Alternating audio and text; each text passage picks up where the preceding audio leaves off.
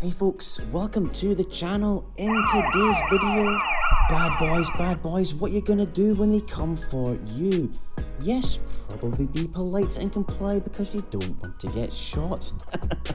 This is my 8-stud wide version of the iconic Ford Crown Victoria police car. Except this isn't just any police car, it's a PDNY or Police Department of New York rather than NYPD. And why is that? Because this is meant to be from the Spider-Verse. It's got a few quirks and features, one of which is this nice wee opening trunk, or the boot as we say in Scotland, so you could put your guns in there if you want. The shaping of the Crown Vic is important. It has to have a sticky out and rear flat. The trunk has to have that look. Similarly, the front is pretty big. There's a big 4.6 litre V8 in there after all, and it has a downward sloped hood or bonnet as we say. Obviously this originated from the unbelievably overpriced Miles Morales versus the Spot set, which has just 375 pieces, yet it retailed at launch for £45. Absolutely shocking. Without doubt, one of the most overpriced sets I can think of. Anyway, I picked it up for £30, not too bad for a partial front of a building and a car. And that car is the star of this set. It's very cool, a nice 6-stud wide version, simple, the front is okay, the flat rear back's fine and the lights look good, but it's meant to be this.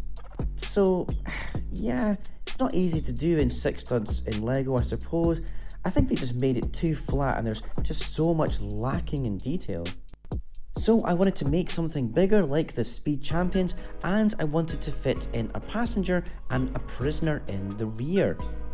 The real car is very distinctive, especially the front grille, the lights and the bull bars I think they're called, the 2 black bits. Obviously the front as well is much longer than the trunk. Got to get the correct proportions. So that's the wee story of how this all came about. Yes, it's still a bit blocky because it's LEGO, but I like it. The top should have 7 lights, but I think 5 works better. It's not so cluttered here. So a small compromise there. Ideally, I would make a few extra stickers, but the PDNY one that comes with the set looks good even although it's on a larger vehicle. The Jefferson Davis minifigure is brilliant. Miles' dad. I've got Miles in the back there. So let's take a closer look inside. The rooftop is done with just 2 regular white rooftop car pieces, and I used smoky trans clear windshields. Nothing special here, just very ordinary. This front section here though has no studs. The window just rests on it. It looks really good though, as it's flat entirely. His hat and Miles's hair are just way too big to fit with the roof on. You'll see what I mean. I'm happy with them sitting inside the car without their hair and the hat, it doesn't really matter. That hat piece is massive though. I've actually got the CMF version of Miles in here instead. It's a cool figure. So loads of space inside. The steering wheel is built, not the regular LEGO ones. There's handcuffs and space for the passenger. I'll take the door off.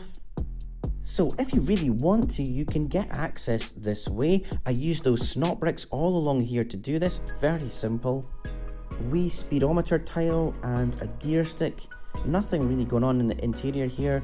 Like I said, 8 studs wide, so you've got so much more space. I used curved tiles as door handles, and this wee printed tile is from a LEGO City advent calendar from ages ago. Works quite well here I think. And I attached the B pillar in the middle there, so it's the same on both sides. Those curved B pillars only just fit. It's not an illegal connection, it does rest on it. There is a tiny bit of friction depending on how much you push it in. The rear windshield fits on the back 2 studs there, and it just fits. It won't close because of Jefferson's hat, so let's take that off. See how nice and flush it sits? Part of this is because I really wanted to use this 6-stud square tile at front, and it slopes downward like so. And to me, this is crucial in getting the look of the car right. So I wouldn't be able to have the windshield clicking onto anything here. It has curved tiles on the side, and just generally the front to me looks perfect. The bull bars come down and I can show you the front lights. I've got hinges in there to give it that angled look, which the lights have to be. I actually spent ages trying to figure this out, and I think I've done it justice. If this were a Speed Champion set, they'd probably have a Ford sticker. I used a blue tile on a black curved jumper plate instead. Looks fine, and it's got curved bumpers underneath too to give it that shape.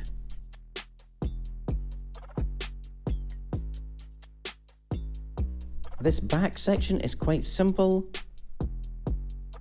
As I say, I wanted to have a nice opening boot, but need to have big red angled rear lights too, and a number plate, so it's just built like this.